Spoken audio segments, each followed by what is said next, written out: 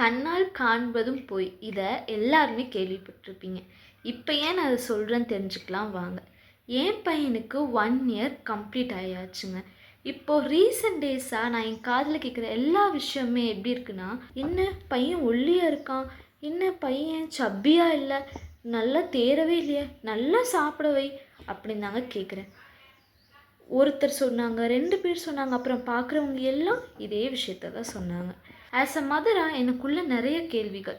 நம்ம நல்ல nutritious food தான் கொடுக்குறோம், நல்லா சாப்பிட்றான், பட் ஏன் எல்லோரும் இதை சொல்கிறாங்க? அப்போ தான் இந்த டைம் டாக்டர் விசிட் அப்போ அவன் வெயிட் செக் பண்ணும் அப்படின்னு எனக்கு தோணுச்சு. வெயிட்டும் செக் பண்ணேன். அங்கே என்ன நடந்துச்சு தெரியுமா? To be surprised, he was completely healthy. அவன் வயசுக்கு அவன் எவ்வளோ வெயிட் இருக்கணுமோ அந்த வெயிட் அவன் கரெக்டாக இருந்தான். ஸோ அப்போ தான் நான் நினச்சேன் இந்த விஷயத்த நிறையா மதர்ஸ்க்கு ஷேர் பண்ணும் அப்படின்னு. பிகாஸ் நிறைய மதர்ஸ் இந்த ஸ்ட்ரெஸ்ஸோடு இருப்பீங்க. நிறையா பேர் நிறையா விஷயங்கள் நிறைய விதமாக சொல்லலாம். பட் ஒரு குழந்தையை பற்றி அவங்களோட அம்மாவுக்கு தான் சரியாக தெரியும்.